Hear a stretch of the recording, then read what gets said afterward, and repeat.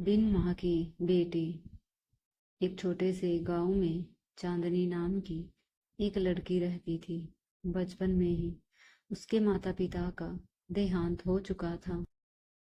अब उसके परिवार में बस उसका भैया अविनाश और भाभी कविता ही थे, जिनके साथ वह रहती थी। कविता चांदनी को बिल्कुल भी पसंद नहीं करती थी। दरअसल चांदनी देखने में साधारण थी, रंग भी थोड़ा सांवला था। इसी कारण उसका विवाह भी अब तक नहीं हो पाया था। एक दिन जब चांदनी के लिए एक रिश्ता आया तो कविता ने उसे बुलाया और बोली, देख चांदनी, थोड़ी देर में लड़के वाले तुझे देखने आएंगे। मैंने 2 साड़ियाँ रख दी है, जो भी पसंद आए पहन लेना। और सुन, थोड़ा सवर श्रृंगार भी कर लेना। फिर ताना मारते हुए कहा, अब तक 10 जगह से तेरे लिए ना सुन चुकी हूँ। अगर इस बार भी रिश्ता नहीं हुआ तो तेरी वजह से मैं समाज में मुंह दिखाने लायक नहीं रहूंगी। तेरा बोझ हम कब तक ढोते रहेंगे। ये सुनकर चांदनी की आंखें भर आई। उसने कांपती आवाज में कहा, भाभी, मेरा इरादा कभी भी आप लोगों पर बोझ बनने का नहीं रहा। मैं जानती हूँ मेरी सूरत सुंदर नहीं, पर मेरा दिल साफ है। माँ कहा करती थी, मैं चांद जैसी हूँ, पर पता नहीं लोग मेरे रंग से इतनी नफरत क्यों करते हैं। फिर भी मेरा मन कहता है कि शायद आज कोई मुझे दिल से पसंद कर लेगा। कविता गुस्से में बोली, तेरी माँ ने चांद कहा था, लेकिन अमावस्या की काली रात वाला चांद तुझ जैसी लड़की के लिए कोई लड़का नहीं मिलेगा, ये सच है। अगर शर्म होती तो कहीं डूब मरती। चांदनी की आंखों से आंसू झरने लगे। उसने डबडबाई आंखों से कहा, भाभी, माँ बाप का जाना वैसे ही मेरा दिल तोड़ चुका है। अब हर दिन तानों के बीच जीना पड़ता है। मेरी रंगत ही सब कुछ नहीं है। मैं भी इंसान हूँ, मुझे भी प्यार चाहिए। उधर लड़के वाले आ चुके थे। लड़के की माँ चिढ़ते हुए बोली, कहाँ है लड़की, जल्दी बुलाओ। कविता ने हड़बड़ाकर चांदनी को बुलाया।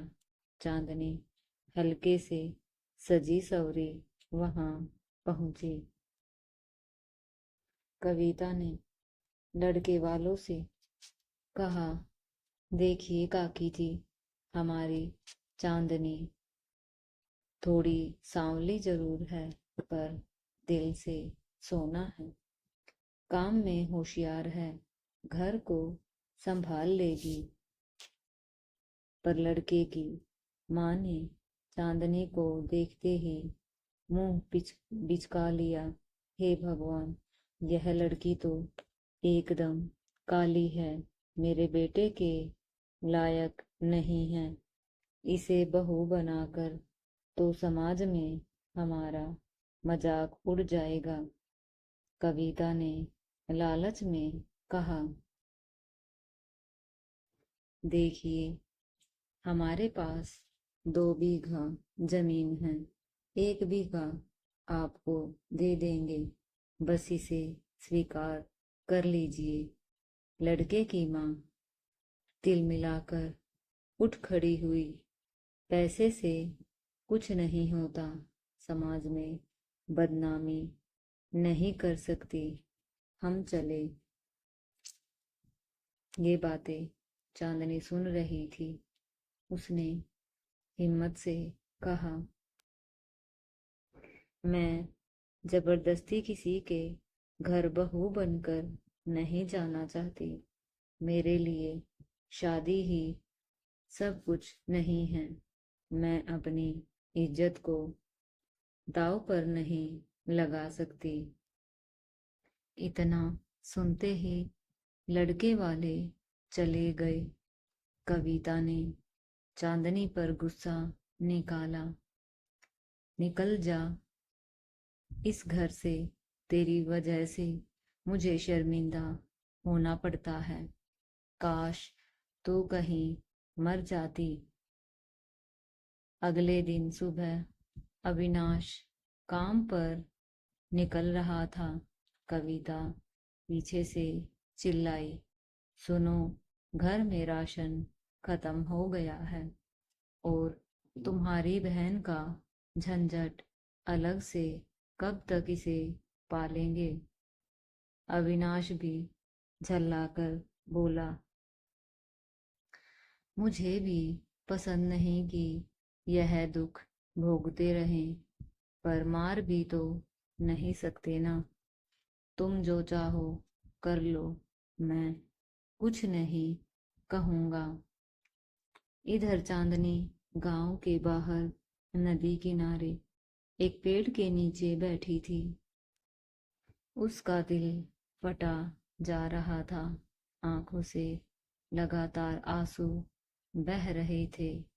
वह खुद से बातें कर रही थी। नदी किनारे बैठी चांदनी अपने आंसुओं के समंदर में डूबी थी। तभी अचानक एक बुजुर्ग साधु वहां से गुजरे। उनकी आंखों में करुणा और चेहरे पर अद्भुत तेज था। उन्होंने धीरे से पूछा, बेटी क्यों रो रही हो? जीवन तो ईश्वर का उपहार है। यूं दुखी होकर क्यों बैठी हो? चांदनी ने टूटे हुए स्वर में कहा, बाबा, मेरी रंगत ही मेरी सबसे बड़ी दुश्मन बन गई है। मेरे अपने लोग मुझे बोझ समझते हैं।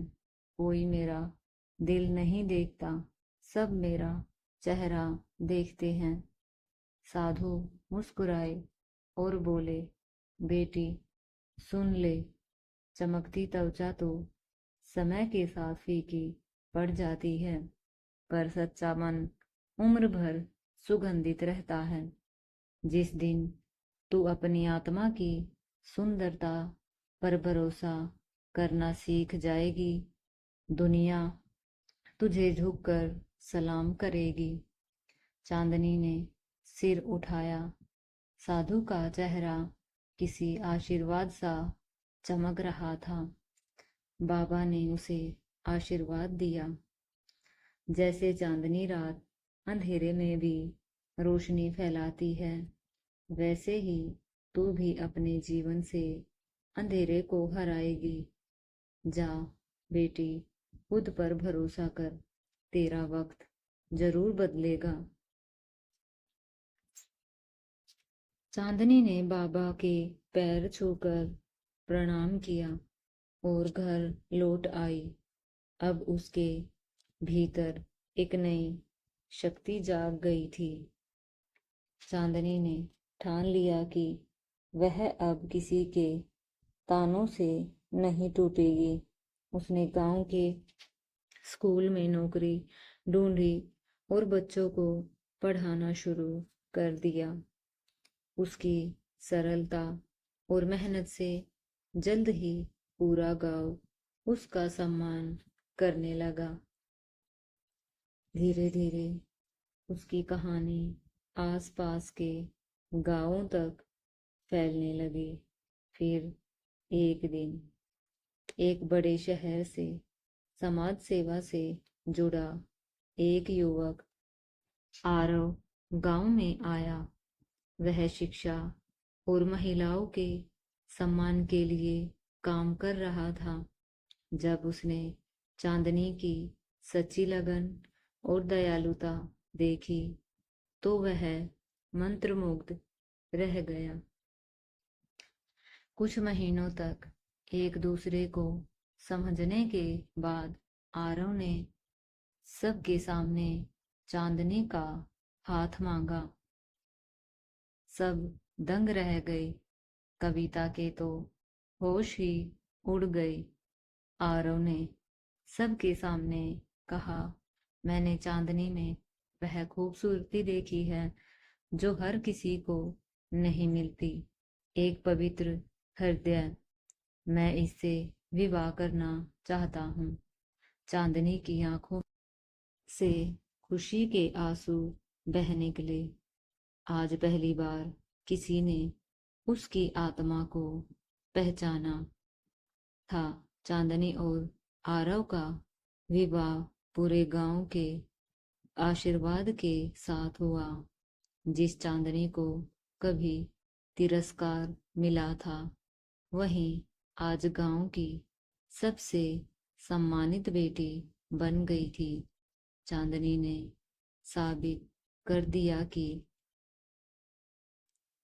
सच्ची सुंदरता चेहरे में नहीं, दिल में बसती है। विवाह के बाद चांदनी और आरव ने मिलकर गांव में शिक्षा और आत्मसम्मान की अलख जगा दी। जहां पहले लोग रंग रूप देखकर फैसला करते थे, वहां अब दिल की सुंदरता को देखा जाने लगा। चांदनी ने अपने घर के सामने एक छोटी सी पाठशाला खोली, जिसका नाम रखा चांदनी दीप शिखा विद्यालय। यह स्कूल उन बच्चों के लिए था जिन्हें गरीबी से या भेदभाव की वजह से शिक्षा से वंचित कर दिया गया था। कविता, जो कभी चांदनी की सबसे बड़ी आलोचक थी, अब अपनी बेटी का दाखिला चांदनी के विद्यालय में करवाने खुद आई। आंखों में शर्म और दिल में पश्चाताप था। चांदनी ने मुस्कुराकर उसका स्वागत किया, बिना कोई पुराना जख्म याद किए। उस दिन कविता ने सबके सामने हाथ जोड़कर कहा, मैंने चांदनी को कभी समझा ही नहीं। आज मुझे एहसास हुआ कि असली खूबसूरती क्या होती है। गांव के बड़े बुजुर्गों ने चांदनी को गांव की रोशनी का नाम दे दिया। एक संध्या चांदनी आंगन में बैठी थी। छोटे छोटे बच्चे उसके चारों ओर खेल रहे थे। आरव उसके पास बैठा था। चांदनी ने आसमान की ओर देखा। चमकता चांद बिल्कुल वैसा ही जैसे बचपन में वह देखा करती थी, पर आज फर्क था। अब वह जान चुकी थी कि उसकी असली चमक उसके भीतर थी। चांदनी मुस्कुराई और मन ही मन बोली, धन्यवाद प्रभु, तूने मुझे मेरी असली पहचान दी। अब मैं हर अंधेरे में भी रोशनी बिखेर सकती हूँ। और फिर चांदनी की जिंदगी चांदनी जैसी उज्जवल बन गई। आज की कहानी यहीं पर समाप्त हुई। फिर मिलेंगे एक और कहानी के साथ। कहानी पसंद आए तो लाइक शेयर जरूर करें और चैनल को सब्सक्राइब करना बिल्कुल ना भूलें। धन्यवाद।